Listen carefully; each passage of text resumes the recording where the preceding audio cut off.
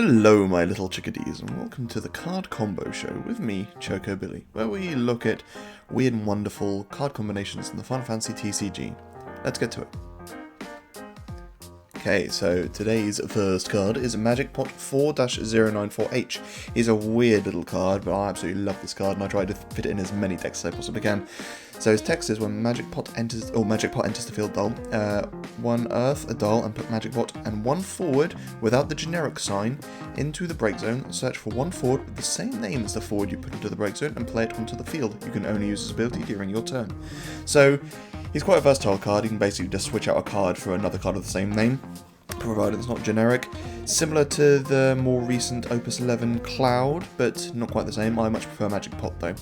So the first card I want to talk about is Setzer. So Setzer enters the field. You may search for a Category 6 character and add it to your hand. When Setzer is put from the field in the break zone, choose one forward opponent controls, dull it and freeze it. So if you've got Setzer down and you use Magic Pot, you say you've played Setzer that turn, you get to search a forward.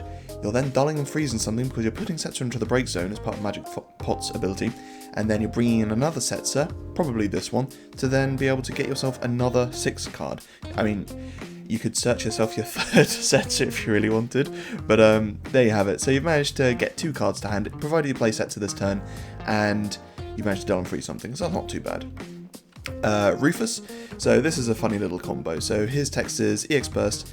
When Rufus enters the field, you may search for 1 job member of the Turks and add it to your hand. When Rufus or a job member of the Turks you control is put from the field into the break zone, choose 1 active forward. Your opponent controls, deal it 5,000 damage. So you can do a nice little combo with this one. So obviously Magic Pot, it's similar to what we just did with Setzer. You Magic Pot Rufus into the break zone, provided you play Rufus a turn, you get a card to hand, and then you're putting Rufus into the break zone, dealing 5k to something.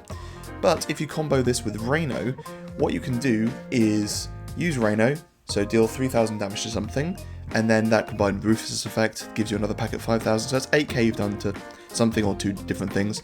But then, after using Reno, then putting Magic Pot, or using Magic Pot to put Rufus into the break zone to bring another one into the field, you're then dealing another packet of 5,000, so it's a total of 13k you can deal to one, obviously active, but forward, and you get to bring, or when Rufus comes into the field, you get to search yourself another job member Turks, so you can replace that Reno you just used. Now Yazoo, now that you can kind of work this with the Remnant engine a little bit, and it can be quite horrible to be fair. So Yazoo on his own, when Yazoo enters the field, choose 1 character opponent controls, dull it. When Yazoo is put from the field into the break zone, choose 1 character opponent controls, dull it and freeze it. Now this is character. He is effective against anything on your opponent's field.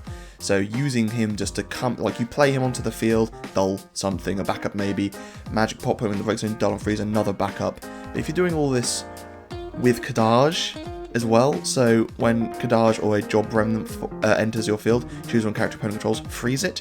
So if you've already got Kadaj in the field, you play Yazoo from your hand, you dull and freeze something, you use Magic Pot and put Yazoo into the break zone, you dull and freeze another thing, you bring another Yazoo in, and you dull and freeze something else. Now you could have frozen 3 backups just from playing Yazoo and then using Magic Pot. But what is 3 CP and a broken monster, and technically a sacrifice forward? That's really good. To be able to just stimmy your opponent forward like that is wow.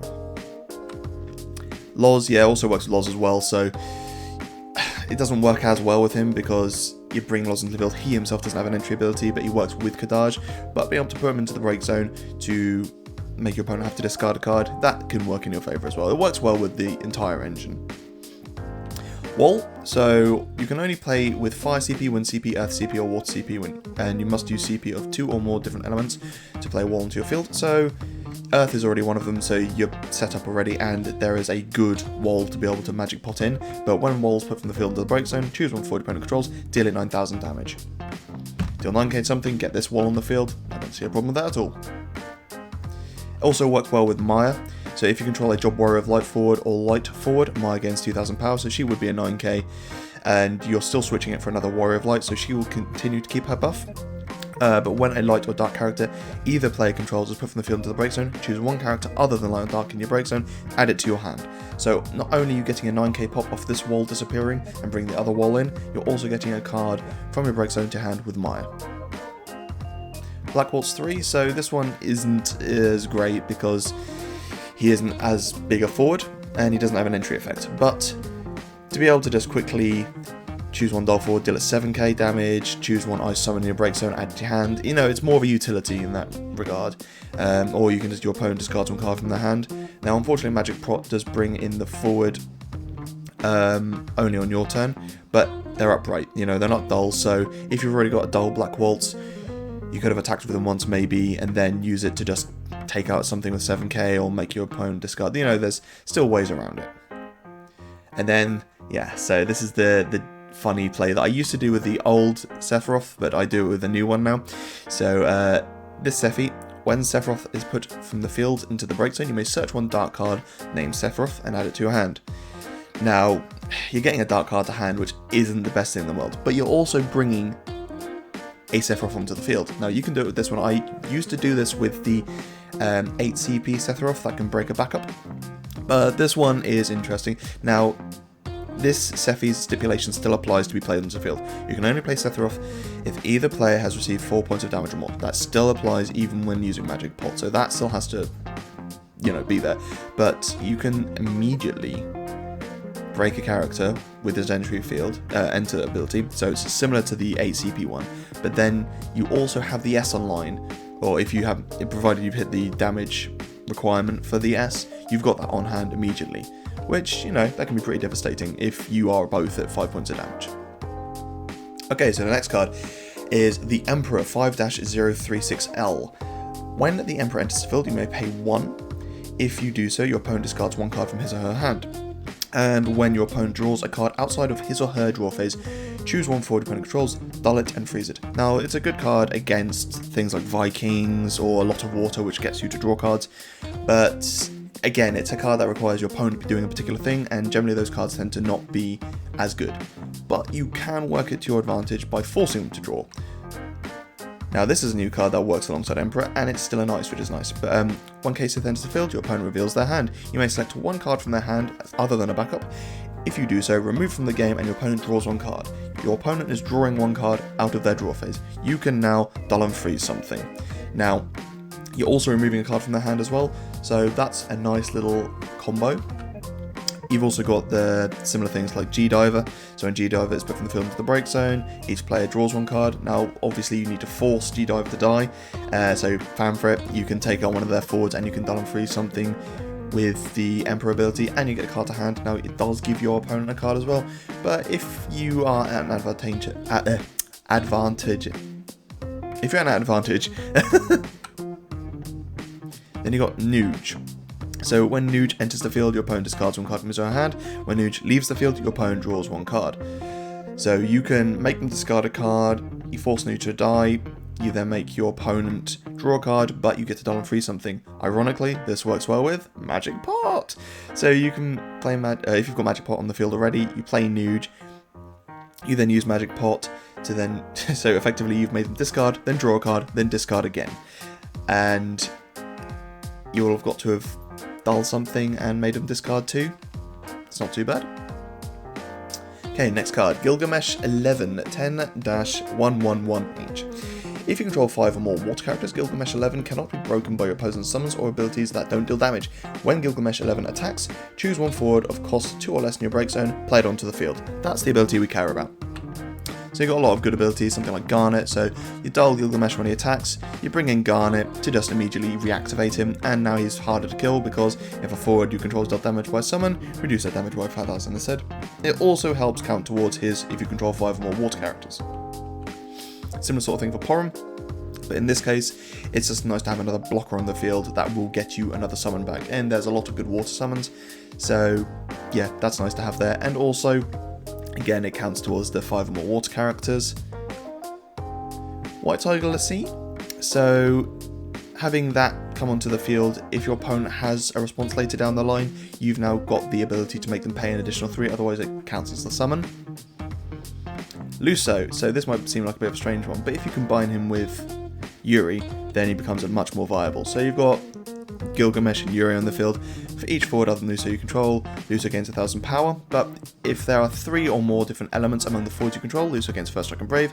When Luso attacks, if there are 5 or more different elements among the forwards you control, Luso deals your opponent 1 point of damage. Now this gives them quite the issue, because you've got Gilgamesh and Yuri down. Those are two forwards you don't want your opponent to have.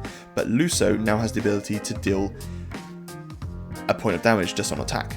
So now your opponent has to think, well, who do I want to get rid of? If I get rid of Yuri, Luso can't deal the damage, but Gilgamesh is still there and he's still a big boy. And Yuri can come back. Luso, he'll deal the point of damage, so getting rid of him, but then Gilgamesh will bring him back, and then you can try and get rid of Gilgamesh, but Luso and Yuri's still there. So it's quite a complicated decision to have to make. Probably getting rid of Yuri's the better bet there, because it gets rid of Luso's ability, and Gilgamesh, while still a big body, all he's doing is bringing things onto the field that are small, hopefully. So yeah, but that's a nice little combo. Then you got Elza. So I used to run Gilgamesh in a Sky Pirates deck using the backup Penelo, which buffs both Pirates and Sky Pirates, but your forwards can only be those jobs. But yeah, when Elza enters the field, if you control a job Sky Pirate forward other than Elza, draw one card. Similar sort of thing. Philo. If you control a job Sky Pirate forward other than Philo, Philo gains 1000 power and haste. So if you've got a Sky Pirate theme going on there, Gilgamesh can make those guys work quite well, and there's a lot of good water Sky Pirates now, so that would make Gilgamesh easy to get to his 5 water characters. If you throw Chalinka in the mix, Gilgamesh can now attack twice, bring 2 things onto the field, and say you brought in Philo first, and then on the second attack you brought in Elza. Philo can now attack because she has haste and plus 1000, and Elza will draw you a card when she enters the field. Okay, so the next card, Minerva 3-146H. At the beginning of your main phase 1, select one of the 3 following actions. All the forwards you control gain 3000 power until the end of the turn. All characters your opponent controls lose their abilities until the end of the turn, or draw one card. So first for the losing the abilities. Feolthanos, just be able to get rid of Feolthanos' ability can be so useful, and as Minerva just goes to all of your forwards, all of your opponent's forwards abilities, that just makes life so much better for you, and getting rid of something like Feolthanos, which can create a stalemate, is fantastic.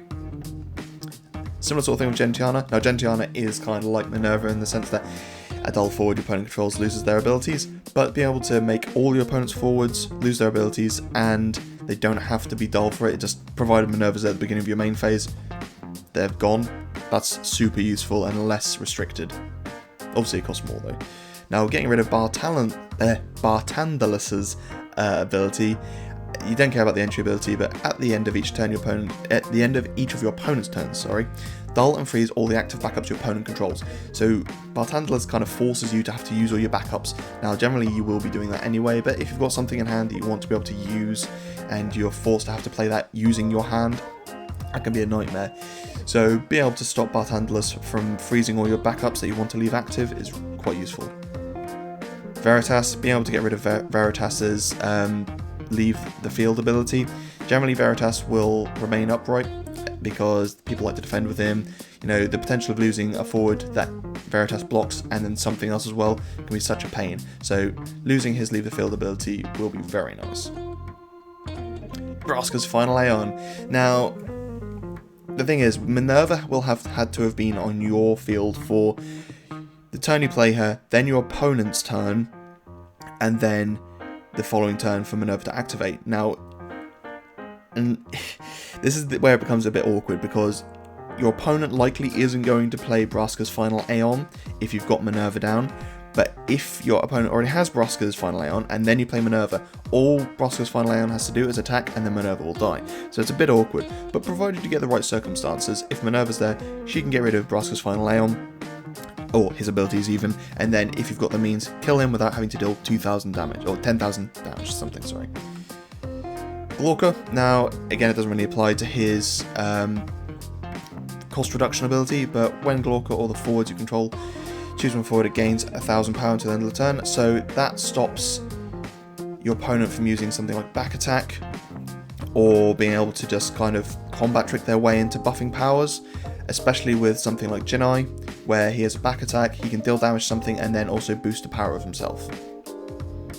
And Ishtola, probably arguably one of the best cards, if not the best card in the game. Ishtola doesn't receive damage from summons or abilities, and put Ishtola into the break zone, choose one summon or auto ability, cancel its effect. So being able to lose that ability is fantastic.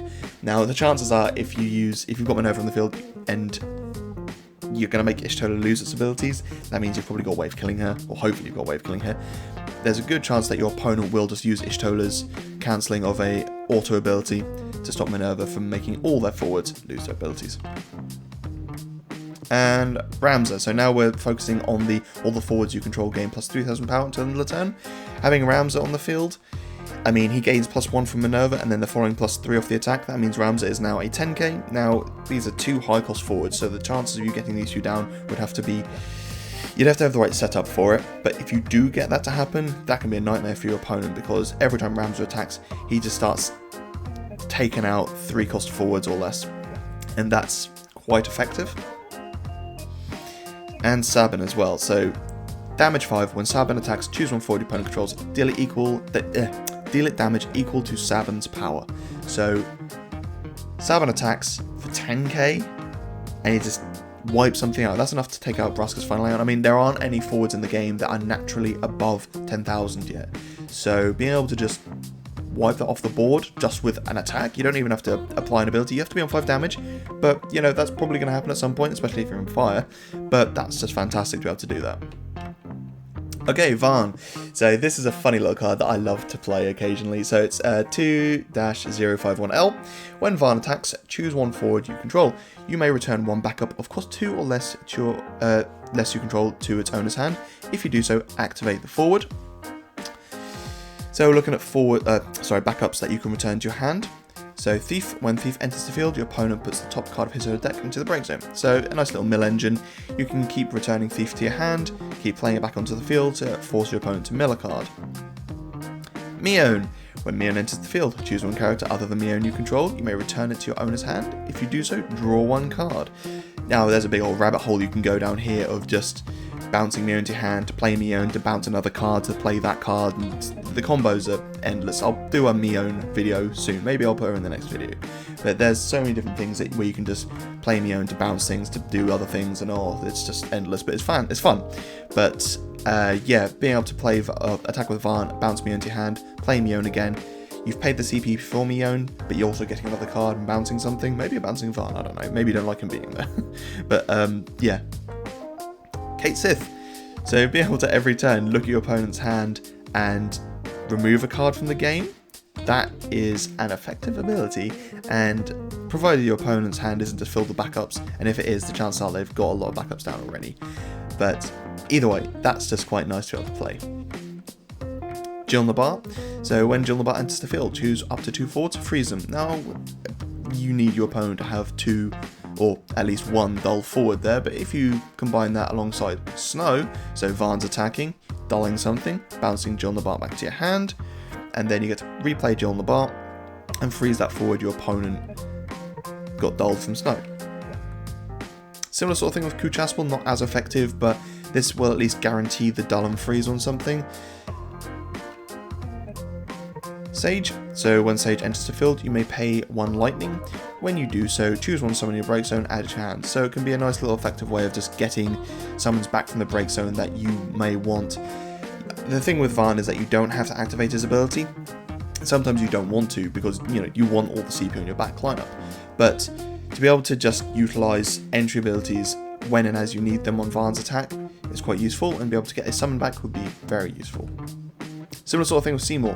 You can start setting up, say Vaan's the only forward attacking, you can bounce Seymour to your hand, play Seymour again, put a EX that is going to seriously hurt your opponent, like 7 cost Odin, then that would be quite funny. Now obviously this is a good way to rinse yourself of all your EX summons, provided your opponent does attack, but it's still like, it's a sort of setup that it needs to have it kind of built towards that style, like probably a Wind, Lightning, EX deck, which is a weird build in and of itself, but, it's doable. Black Mage, now, this would have to be a bit weirder, but play Black Mage, then go to attack with Vaan, bounce Black Mage back to your hand, and then later play Black Mage again. That's a minus 8,000 power. Now, you could have played something like Kane, where you just minus 8k, but you're having to get rid of backup that way. This way, you're just playing a Black Mage, and also, you could just be a case of you're playing Black Mage to stop something from blocking, or finishing something off that that did block another of your forwards. Artemisium.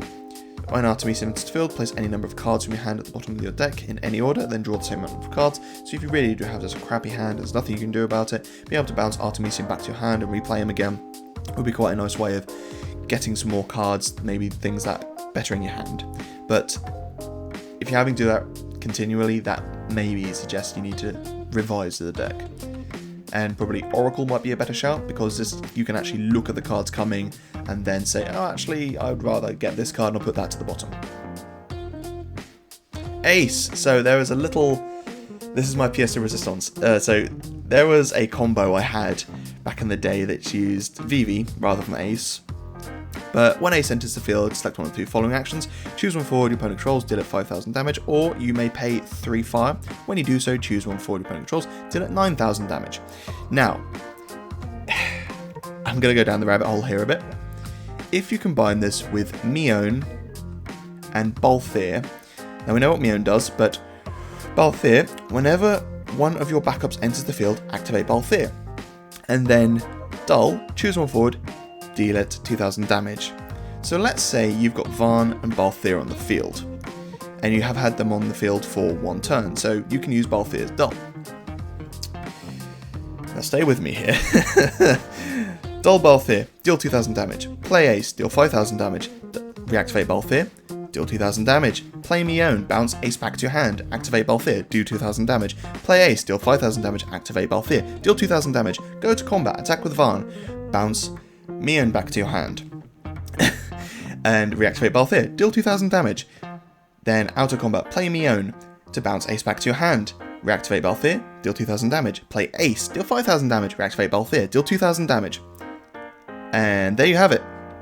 That is 7 Balthier uses and 3 Ace plays for a total of 29,000 damage. But we can go further. Now let's say we throw Chelinka into the mix. And let's make Vaan be able to attack twice. Now, this is on the assumption that you're playing Mion, Ace, and Chelinka all in the same turn. So this, I mean, at this point, it's not really ever going to happen, because you're paying, what, 7 CP for 3 backups, and you're never really going to need to do 29,000 damage. But anyway, just indulge me. You play Chelinka, or use Balthier. You play Chelinka, use Balthier. You play Ace, use Balthier, Mion, bounce Ace, put Ace down, Balthier, Balthier, attack with Vaan, bounce Ace, attack with Vaan again, bounce Mion, and then both of those will reactivate Balthier as well. You use Balthier twice.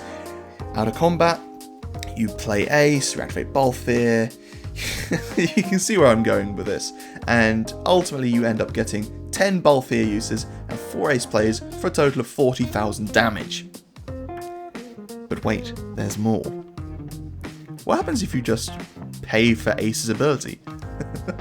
Doing all of this. So you're paying 2 for Mion. Now you've got to bear in mind that you do get a card every time you play Mion and bounce Ace back to your hand. You're also getting a card from your deck. So this is a fantastic way to mill yourself as well. But play Mion, playing Ace, playing Chelinka, but when you're playing Ace, playing the 3 fire. Now you need the cards in hand, because if you're playing these 3 backups, you will only have 2 other backups at most down, and being able to pay 3 fire 4 times is highly unlikely. But if you do, 10 Balthier uses and 4 paid Ace entry abilities for a total damage output of 56,000 damage. Wow, that is just silly. But, you know, this is the point of this show, is just to indulge ourselves and look at all the silly and wonderful combos that you can do in this game. And I think this is hilarious. Alright guys, thank you for watching. I hope you enjoyed the video. Let me know what you thought of the combos, and let me know any of the silly combos that you like to use as well. Be it meta or otherwise, I don't mind. I think it's just nice to look at these things and try and find out the most abstract and strange combos that are out there. Follow me on Twitter at ChocoBilly92, and I'll see you in the next video.